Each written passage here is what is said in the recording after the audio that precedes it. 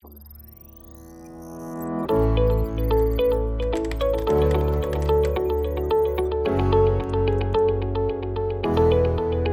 sejam bem-vindos ao Multicast número 48, completando aí 4 anos de Multicast. Meu nome é Adriano Leite, eu sou responsável pela área comercial da Multi. Junto comigo eu tenho o Cássio Bruno e o Luiz Paulo Aranha, que são os gestores. Vamos dar início aqui e a gente vai, como de costume, falar de cenário, quebrando aí em 2 blocos, parte global e parte local. E em seguida a gente fala dos fundos, né? Não só da performance, mas como é que os fundos estão posicionados e os principais patrocinadores e detratores de resultado. Cássio, vamos começar falando de global. Acho que o global é o que está mexendo assim as grandes placas tectônicas, inclusive aqui no Brasil. Como é que você pode falar o mês de agosto e o que a gente está esperando para frente? Bom, legal. Acho que a primeira coisa e mais importante é a gente entender os principais movimentos de agosto, né? Então, um dos principais movimentos foi a abertura de taxa nos Estados Unidos. Isso governou o mercado no mundo inteiro, talvez seja a coisa mais importante que está acontecendo. E, de certa maneira, um pouco do que aconteceu foi um cansaço do cenário de inflação mais baixa nos Estados Unidos, com todo aquele mercado pujante, né? Então, o mercado começou a questionar um pouco esse cenário, principalmente no que tange a inflação, o petróleo de volta a $90, commodities começando a subir, deixando o risco um pouco mais balanceado para uma inflação pior.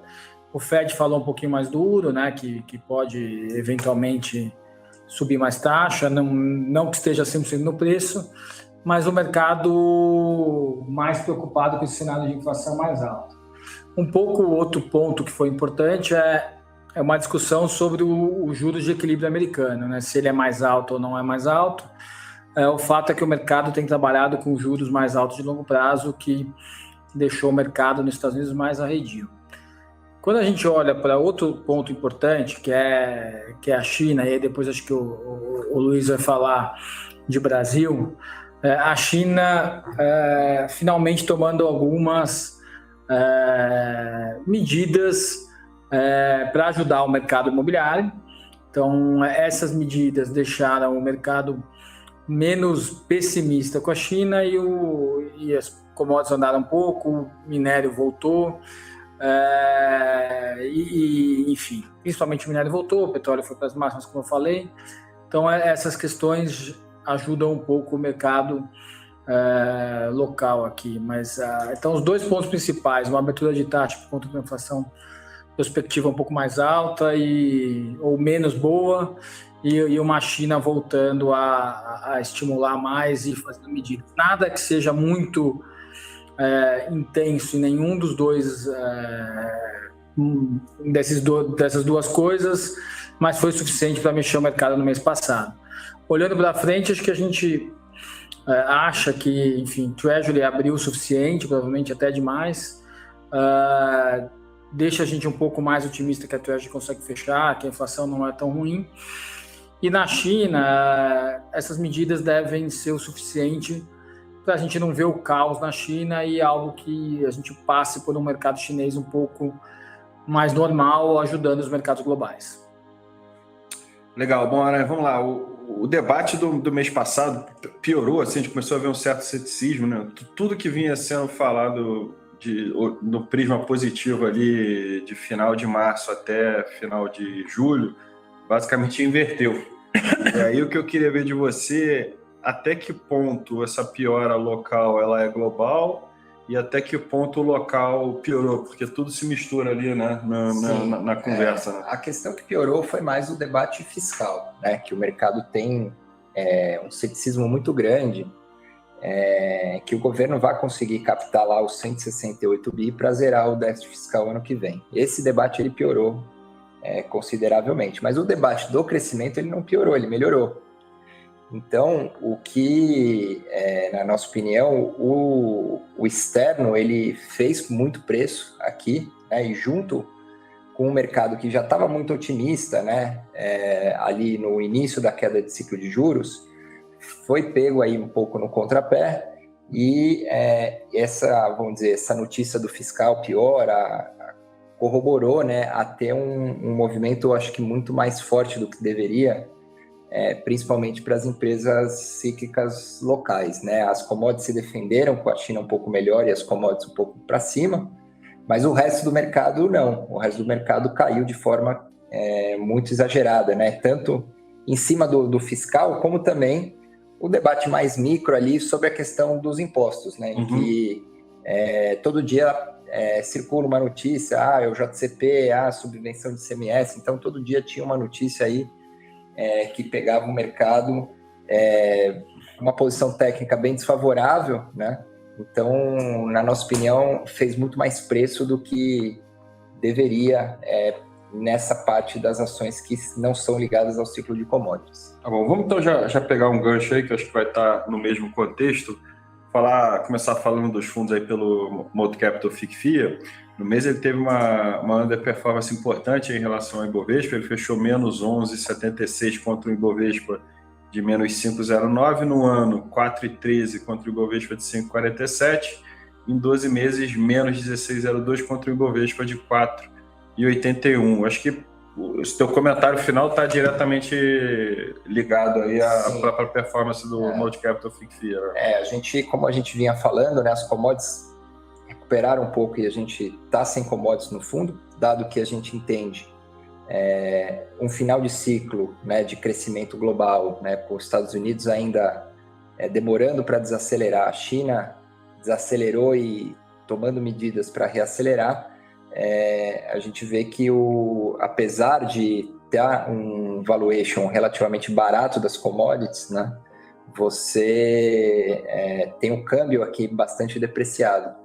Então, a gente vê que tem espaço aqui para mais crescimento e menos juros, então a gente está vendo com muito mais otimismo a parte das cíclicas domésticas que, de fato, exageraram, né, no valuation. Então, basicamente, a gente voltou para algumas empresas, né, para o valuation de março, né, onde o cenário era muito pior, e a gente está com os preços de março hoje com um cenário relativamente melhor, né? O crescimento vem sendo melhorado a cada semana no relatório Focus, né? O juros segue na sua trajetória de queda, então a gente está bem confiante de que essas empresas de varejo, né, as cíclicas domésticas, ficaram com um prêmio muito maior do que a gente entende como justo, né, pela, vamos dizer, piora de percepção de risco aí do fiscal e da Treasury americana. E acho que a grande mudança, se pegar de um mês para cá, foi a gente estar sem commodity, né, zerado efetivamente, e o book bem direcionado aí para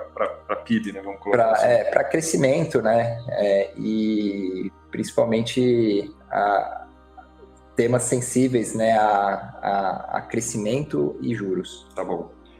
Cássio, vamos então falar do Equity Hedge. Ele fechou o mês meio que no 0 a 0, né, 0,16 contra o Ibovespa de 1,14, no ano 8,92 contra o CDI de 8,87, em 12 meses 8,09 contra um CDI de 13,61. Acho que o destaque aí negativo aí para a performance abaixo do CDI acho que foi o book de varejo, né? Principalmente. Sim. Foi um mês que a gente acabou sendo pego por essas notícias micro, né? Então, lembrando que o fundo é bastante micro. Alguns dos setores que a gente estava posicionado foram afetados, principalmente no varejo, afetados por essa questão tributária. Acho que a principal questão foi o ICMS, né? Os benefícios tributários do ICMS, que machucou duas posições que a gente tem. Teve uma venda numa posição grande que a gente tem, que é o Carrefour, de um investidor que, na verdade, o que aconteceu, o Carrefour, ele comprou o grupo Big da Advent. A Advent tinha uma posição residual dessa compra, dessa aquisição, e eles venderam no mês passado e o mercado não teve capacidade de absorver. Então, foi essa questão de ICMS junto com o Carrefour. Então, Então foram os 2 pontos principais do mês passado. E aí tiveram coisas positivas e negativas, mas o grosso foi o varejo. Tá bom, vamos só fechando aqui, falar do long bias, né? Ele fechou o mês aí com menos 6,05, com um Ibovespa de menos 5,09, CDI de 1,14 no ano, 5,21 contra um Ibovespa de 5,47, um Ibovespa de 8,80, CDI, perdão, de 8,87, em 12 meses, menos 6,89 contra um CDI de 13,61 e um Ibovespa de 4,81. A gente já na virada do mês ali, a gente já tinha, agora mais recente, a gente reduziu a exposição líquida do fundo, né, para próximo do neutro, né? A gente passou um bom período no mês passado, dado o cenário de abertura de taxa de juros nos Estados Unidos, neutro. A gente vinha comprado, né, como a gente vinha falando, por volta de 70%, a gente foi próximo do neutro, que é 50%, e a gente agora, nesse momento, tem voltado a ficar mais otimista com Bolsa Brasil.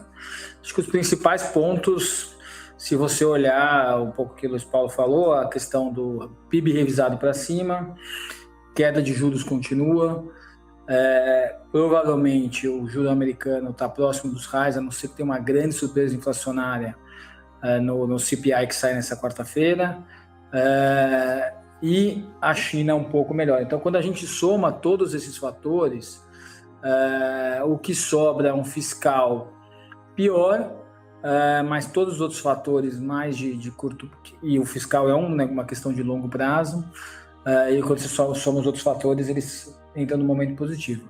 Mais do que isso, acho que é importante a gente salientar, a Bolsa está num momento muito barato, assim, diferente do que a gente vê no mercado americano, que para esses juros a Bolsa americana não é barata, a gente lá prefere a renda fixa. Quando a gente olha para o Brasil, a equity é muito melhor do que a renda fixa.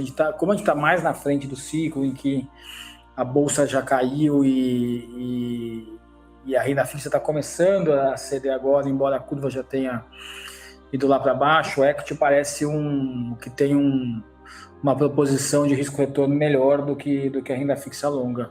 Então, a gente gosta bastante e tem aumentado. Legal. Bom, então a gente vai encerrando aqui o Multicast 48. Agradecer aí ao Cássio e ao Aranha, e principalmente a quem teve a oportunidade de nos ver e ouvir. Até o próximo Multicast e ótimos investimentos a todos.